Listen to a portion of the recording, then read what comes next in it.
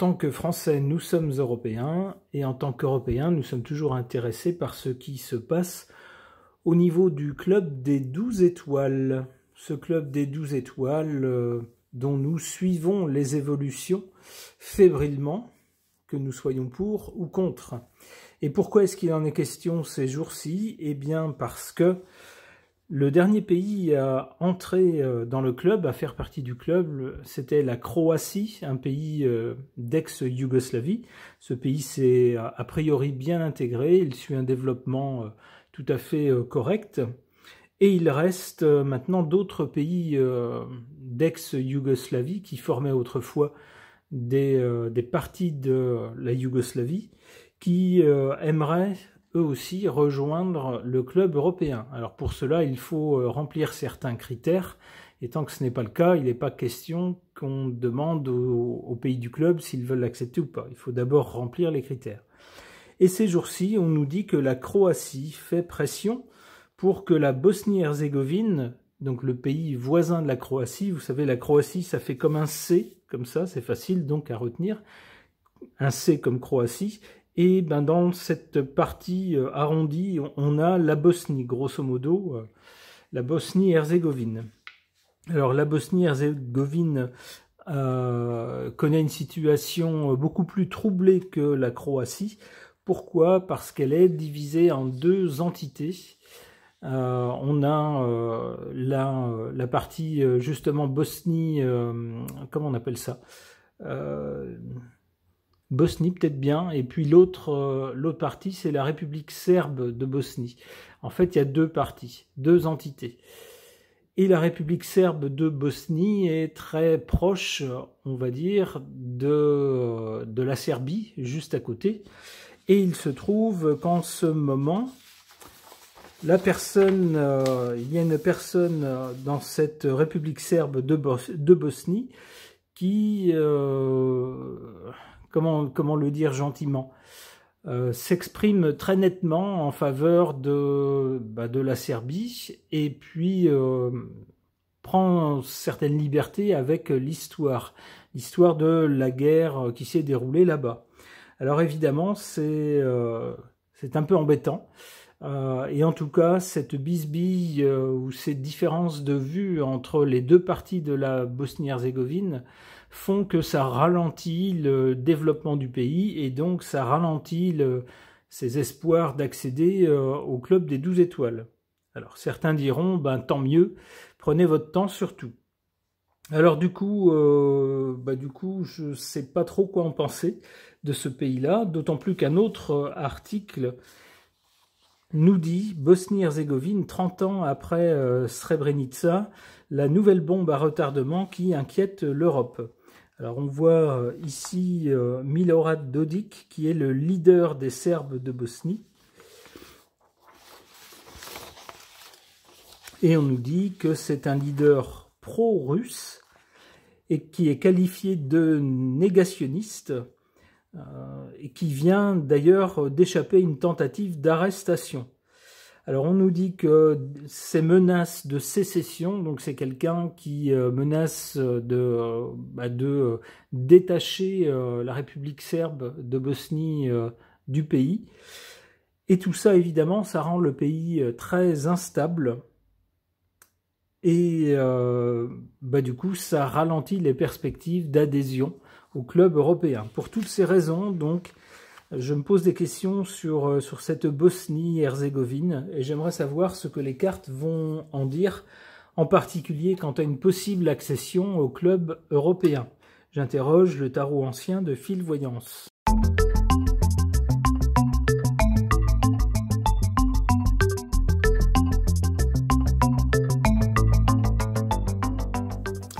Que suggèrent ces cartes au sujet de la Bosnie-Herzégovine? Du côté du passé ou de l'origine de la situation actuelle, on a l'impératrice. L'impératrice nous parle d'organisation. En effet, au sortir de la guerre des Balkans, un administrateur, une sorte d'administrateur international a été nommé. En fait, le pays est plus ou moins supervisé par une assemblée internationale et puis un administrateur, je crois que c'est un Allemand d'ailleurs, qui a été nommé pour, grosso modo, vérifier que, comment dire, que des conflits ne repartent pas et que le pays soit dans un fonctionnement correct. Donc ça, c'est ce qui a été organisé avant. C'est ce qui a été organisé au sortir de la guerre. Pour le présent, se pose la question de la tempérance. C'est ce qu'on aimerait atteindre, une situation tempérée, apaisée.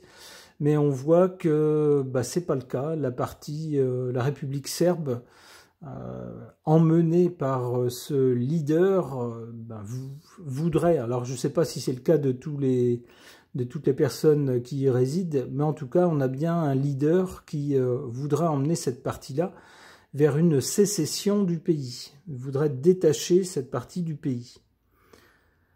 Alors, évidemment, on n'est pas dans la tempérance lorsqu'on émet ce genre d'idées assez extrémistes et assez conflictuelles. Donc la question de la tempérance se pose au présent. Du côté de l'avenir, avec le jugement, on va nous annoncer des choses.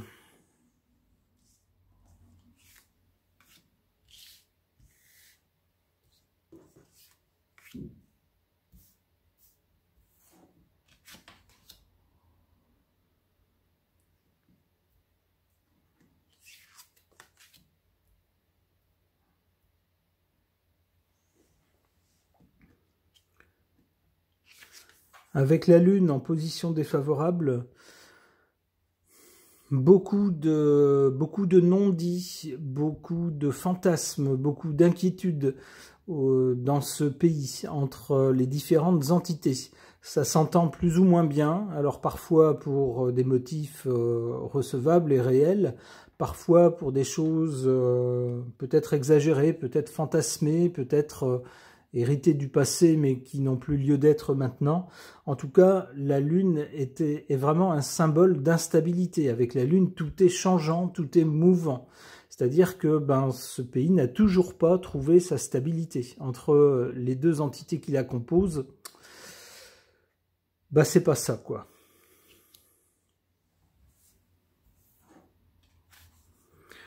En position favorable, le battleur. On a bien au moins une personne qui essaye de faire des choses, d'aller de l'avant, de créer quelque chose de nouveau.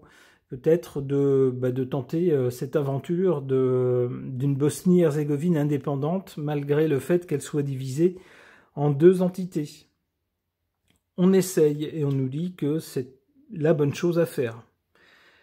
En tout cas, ça va dans le sens d'une tempérance. Mais d'autres forces agitent ce pays.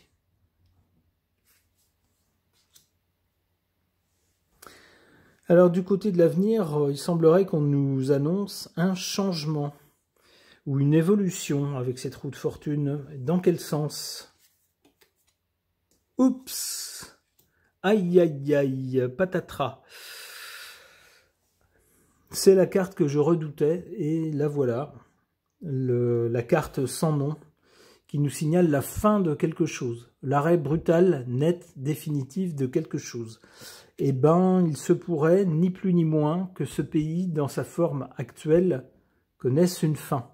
Peut-être, en tout cas, si la partie où il y a des volontés sécessionnistes déclare justement qu'elle ne souhaite plus être unie à l'autre partie et qu'elle fasse sécession. C'est un peu la crainte que matérialise cette carte. Aïe! Ok.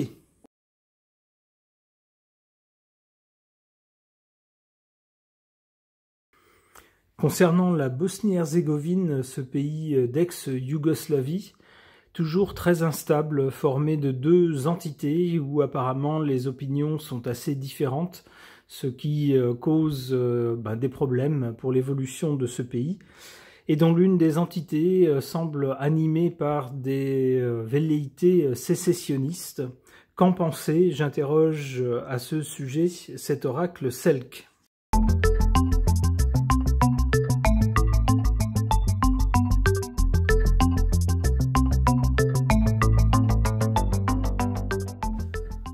Bon, eh ben c'est pas mieux avec ce tirage-là, qui va dans le même sens que le précédent. À l'origine ou du côté du passé, on a la famille, c'est-à-dire on avait bien autrefois, en tout cas avant la guerre, différentes entités qui formaient une famille yougoslave. Alors avec plusieurs branches, on pourrait dire, au même arbre. Il y a eu la guerre et puis ces entités sont devenues pour la plupart des pays indépendants, excepté en Bosnie où c'est un pays qui est composé de deux parties différentes. Alors l'évolution pour le présent, pas d'évolution. On a le désert et c'est bien ce que nous dit l'article, c'est-à-dire que en raison justement de ces deux entités différentes, animées peut-être par des intérêts différents ou des volontés différentes, eh bien le pays peine à avancer et donc du coup c'est un peu le désert. Du côté de l'avenir, c'est pire. On nous parle de chaos. On voit ici une image pas très réjouissante où on voit une espèce de tonnerre, de tempête qui se matérialise également au sol avec du feu. C'est pas une vision très sympathique. Et cette vision laisse penser que ça ne va pas s'arranger pour ce pays. C'est bien dommage.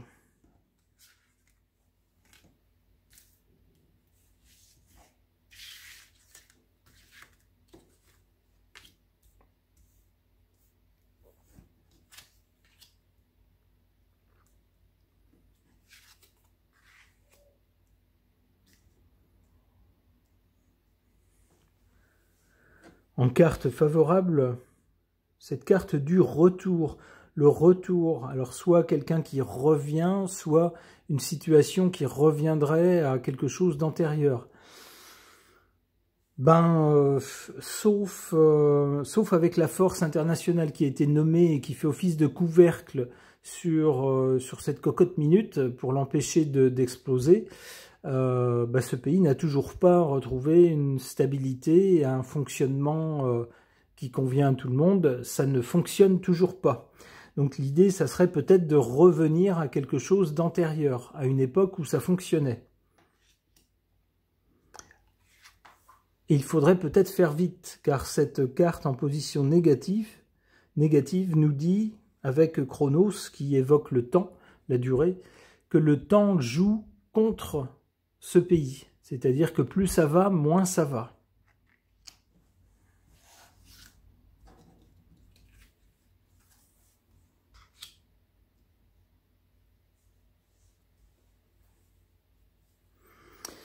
Alors du côté de l'avenir, on a d'abord le chaos. On peut penser que des événements imprévisibles, incontrôlables risquent de survenir dans ce pays et peut-être justement semer le chaos ou une situation difficile à gérer. Mais ensuite, on a cette carte d'Aphrodite. C'est la déesse de la beauté. Peut-être faut-il passer par une phase inquiétante, une phase un peu chaotique, pour ensuite retrouver quelque chose de plus serein. C'est comme ça que je comprends cette suite de cartes. J'ai deux cartes.